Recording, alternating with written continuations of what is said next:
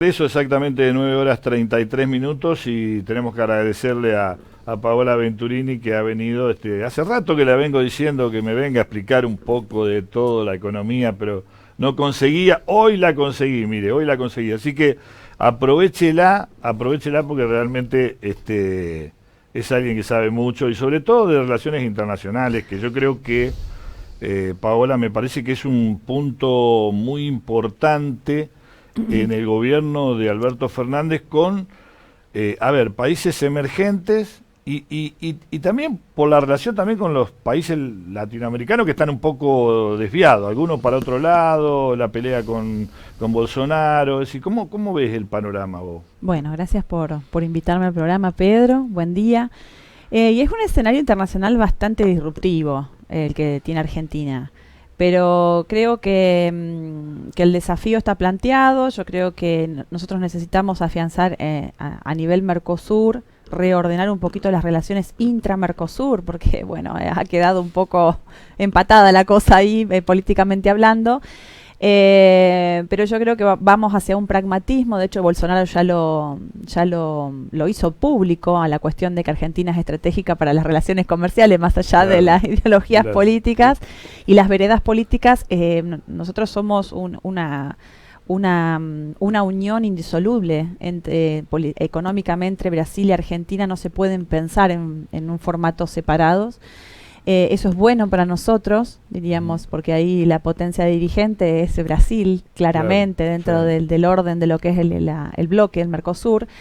Y también reflotar una cuestión de que, bueno, que creo que eso lo tiene en agenda Alberto, de volver hacia una ideología UNASUR, volver a reflotar lo que fue la UNASUR como centro, digamos, de debate y de coordinación multilateral de los estados latinoamericanos, ejes políticos en cuestiones de desarrollo, de género, de educación, de salud, que se compartían entre los estados. Pero bueno, a veces las cuestiones políticas y los recambios políticos truncan estas ideas, estas planificaciones a largo plazo, más con la llegada de Donald Trump en el 2015 en el gobierno. Esto de alguna manera dinamitó los proyectos de UNASUR. Pero bueno, creo que hay muchos desafíos, sobre todo en vistas no solamente en el escenario latinoamericano o Mercosur, sino más allá del charco, ¿no? Más allá de con Europa, ver qué pasa con esto del acuerdo. Yo creo que el acuerdo Mercosur-Unión Europea no se va a dar, no, nació muerto, nació muerto más que por la intención política entre los gobiernos Bolsonaro y Macri. Es un acuerdo que no es viable, no es viable para nosotros y no es viable para los europeos, sobre todo Francia, ¿no? El gran opositor al acuerdo. Y pensándonos un poquito más lejos con los estados emergentes, los que han traccionado el desarrollo de las economías, de la economía mundial estos últimos 15 años, creo que bueno, que va a ser una gran oportunidad para volver a retomar algunas cuestiones con Rusia, con China, con Turquía, con los estados, diríamos, que forman parte de ese BRICS ampliados, ¿no? Estados emergentes o ampliados. Estados que han tenido una muy buena performance en el término de desarrollos industriales, económicos en estos últimos 15 años, algunos más desde la vereda de potencias, dirigentes del sistema, como China, Claro, sí.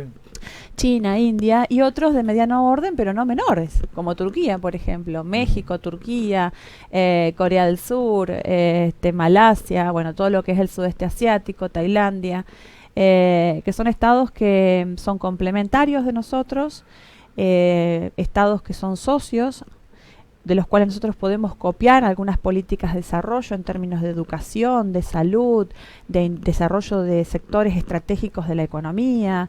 Si uno ve, por ejemplo, ayer estaba mirando un gráfico en internet, Pedro, muy explícito, que hace como el top 10, desarrollo del top 10 de los estados en el consumo del acero y la producción de acero. Bueno, uno ve que en estos últimos 20 años en ese gráfico, China, Rusia, Turquía, Alemania han llevado el pivot de la producción de acero. La producción de acero, ¿por qué traigo esto a colación? Porque es una variable que me da la proyección de los estados en el tema de desarrollo. O sea, los estados desarrollados, los estados que van hacia el desarrollo, son grandes productores de acero. porque necesitan, o sea, es un insumo estratégico el acero para la producción. Claro. Hay grandes importadores y grandes productores. Bueno, los estados como un recurso estratégico para la producción nacional y para el desarrollo nacional es el acero. Como, bueno, los combustibles, ¿no? Combustibles fósiles y ahora esta mutación, esta traslación que se está haciendo de a poco, va a llevar muchos años. Europa se ha puesto como tope el 2040, 2045 para la producción de su matriz energética a una transición hacia las energías renovables. Pero bueno, eso la industria automotriz lo ha puesto como pivote en Europa. Bueno, va a tardar el tema más. de la batería de litio, ¿no es cierto? Algo que le costó mucho a Evo Morales, me parece, el tema de querer ser el pionero en eso. Sí, viene una transición, ya estamos en una etapa de transición en el sistema internacional que se inició en el 2008. Digamos, donde ahí las potencias del viejo orden, la tríada Estados Unidos, Unión Europea, Japón, fueron desplazadas por otras, van siendo desplazadas, porque las transiciones en el sistema internacional duran entre 40 a 45 años. Sí. Siempre, bueno, diría Huntington, las etapas de las fracturas, en las transiciones de un sistema a otro son violentas. Las guerras mundiales, por ejemplo, fueron etapas violentas que nos dieron una transición en el sistema. Nosotros tenemos una guerra comercial abierta entre Estados Unidos y China, pero no es porque solamente se levantaron de mal humor Xi Jinping y Donald Trump y se pusieron a... Por supuesto. Acá hay una cuestión de intereses y desarrollos y una transición en quién se va a posicionar entre primus inter pares en el sistema internacional.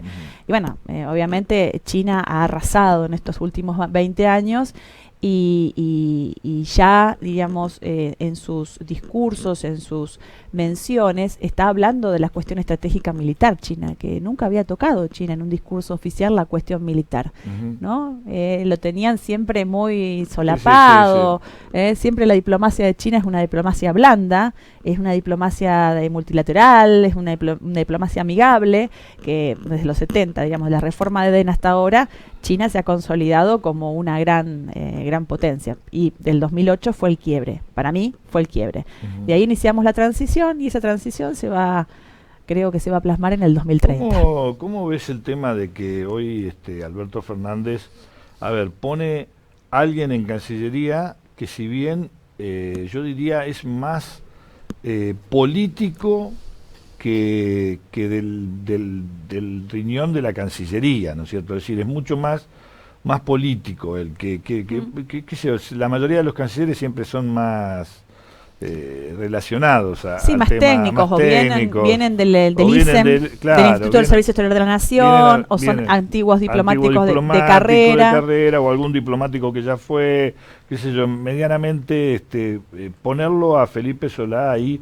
¿Es una estrategia, es un cambio de idea? No, a mí particularmente, yo conocí a la señora de Felipe Solá, pero te estoy hablando del año 2002, 2003, y a mí Felipe Solá me parece un cuadro político, con cuadro político, pero a su vez muy técnico. Muy técnico. Sí, tiene mucho conocimiento transversal, conoce mucho de política exterior, es una persona que creo que, más allá de que venga como un cuadro político, es muy técnico y tiene llegada a muchos sectores. O sea, yo creo que hay una pincelada de pragmatismo en la Cancillería que es necesaria en el tiempo, en los momentos históricos y en las relaciones internacionales en la cual Argentina está inserta.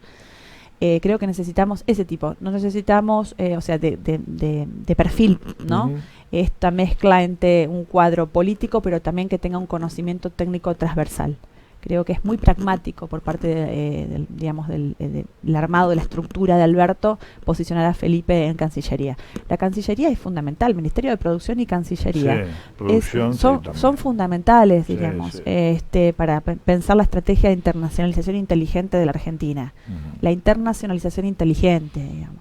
No esta internacionalización desbocada de que, bueno, quiero hacer lobby con las potencias mundiales a cualquier precio. No, inserción internacional inteligente, planteando el interés nacional. Bueno, mi interés nacional está plasmado en esta carta estratégica y estas son cosas que no voy a claudicar, digamos, ¿no?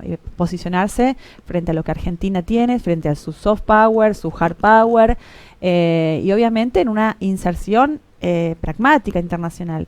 jugando a esto de, bueno, asociarme con los estados emergentes, que son los los que van a seguir liderando el eje del desarrollo internacional, y viendo cómo me posiciono frente a las antiguas potencias, o a Europa estoy hablando, ¿no? A Europa, a Estados Unidos.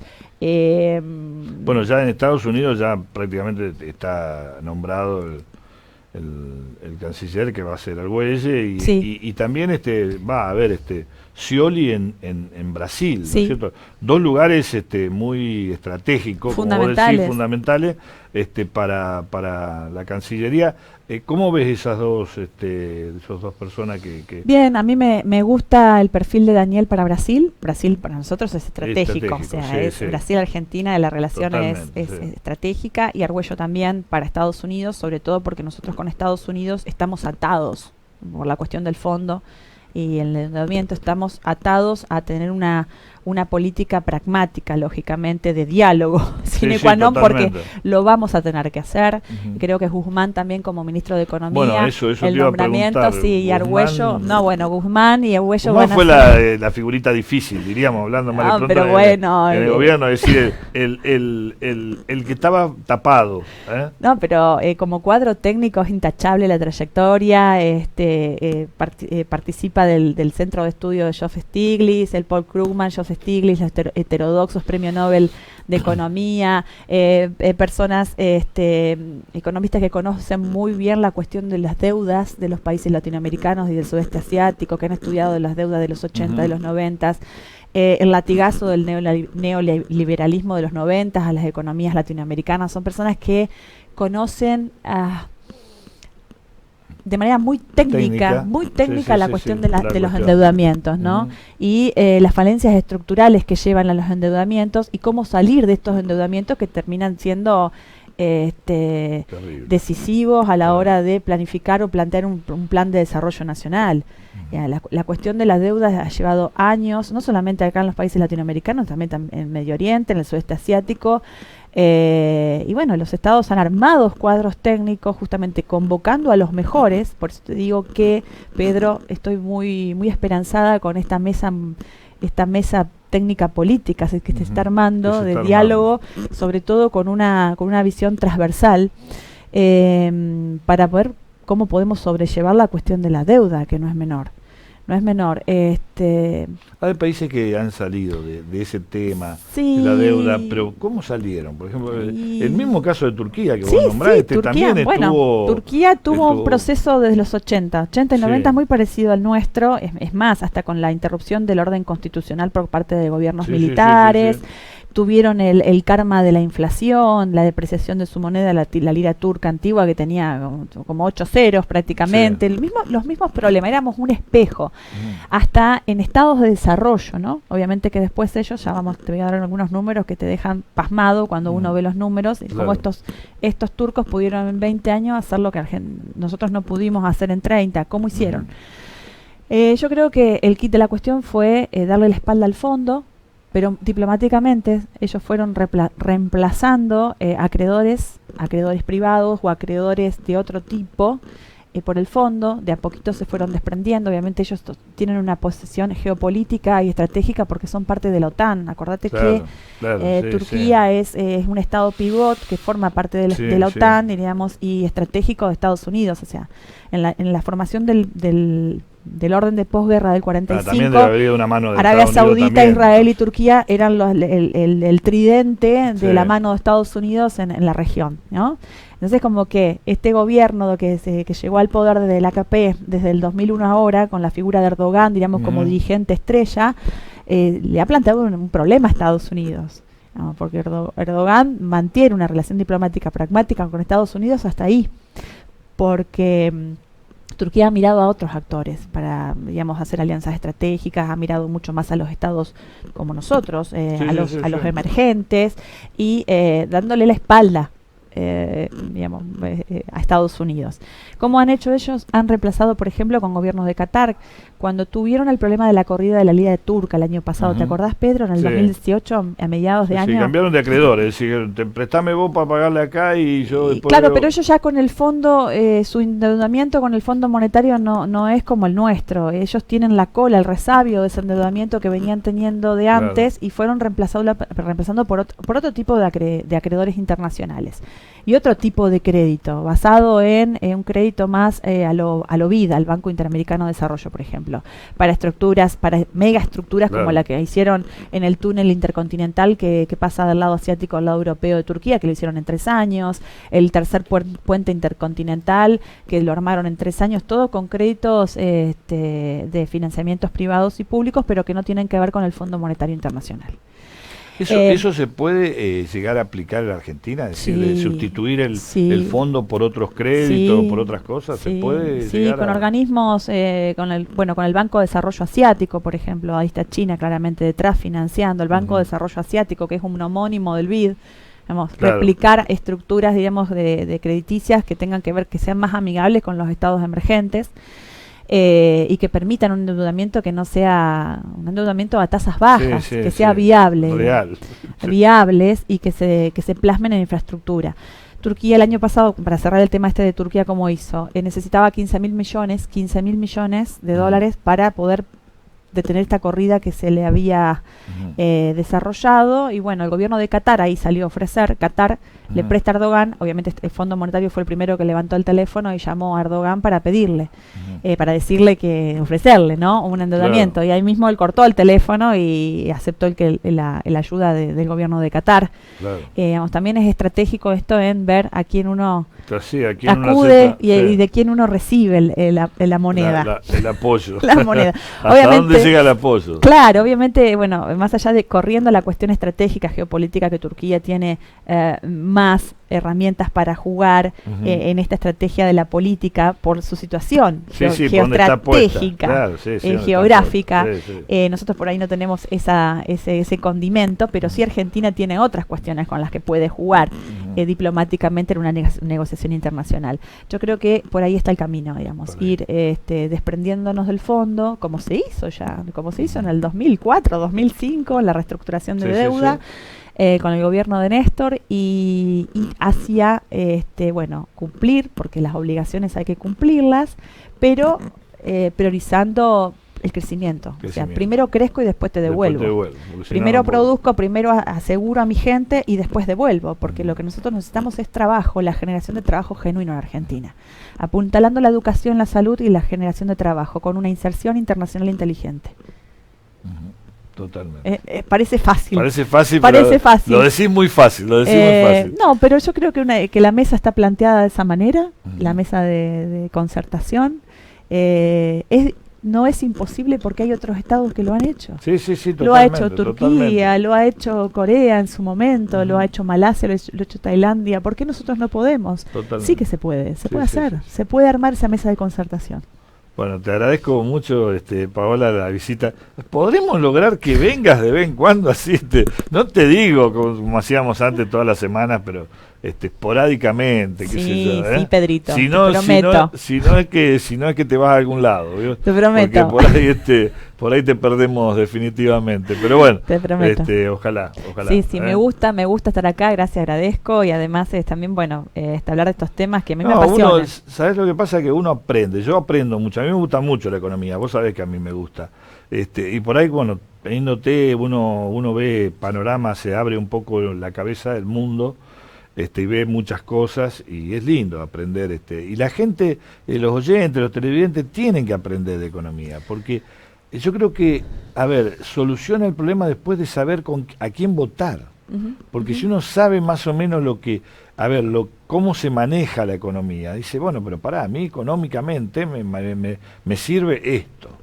Y eso me parece que es fundamental para la sociedad. Sí, además que estamos en una etapa de transición, no solamente de como diría Eric Hobsbawm, ¿no? Esta última fallecido Eric Hobsbawm, esta etapa de las comunicaciones que nos ha planteado una nueva un nuevo desafío, ¿no? Total. Este sistema mundo que cada vez es más chico y donde los estados-naciones, o sea, los gobiernos, no terminan de ver dónde está la frontera entre lo nacional y lo transnacional, lo Sí, internacional, ¿no? sí, O sea, cómo lo de afuera a veces tiene más influencia que tu propia política estratégica planteada de nivel nacional. Entonces, yo creo que los cuadros técnicos deben tener un grado de conocimiento del sistema internacional sine qua non para poder plasmar una para buena... en cualquier lado donde lo ubiquen a la persona, no importa. No, el conocimiento del sistema internacional te diría que es básico, estratégico para poder formular un plan estratégico de desarrollo nacional. Se necesita el conocimiento, o sea, vayan a estudiar historia, todo el mundo, procesos de, no solamente historia, la historia nueva, la historia inmediata, digamos, estoy hablando de la historia del 45 en adelante, y dónde está el mundo parado, dónde está parado el sistema, cómo son los actores, dónde se está cocinando en el sistema, por dónde van los desafíos en temas medioambientales. Tema medioambiental ya hace 15 años que está presente en el mundo. Nosotros nos estamos despertando con el tema medioambiental. Es un tema que va a traer temas informáticos, sistemas, desarrollos de apps, controles, seguridad informática internacional, cómo vamos a manejar el flujo de estos servicios, cuál es mi incidencia en la planificación de la inteligencia nacional y cuánto me la están planificando desde afuera. ¿No? Sí, totalmente. Bueno, son cuestiones que son temas que dan para mucho. Mucho. Bueno, esperemos contar con Gracias, Pedrito.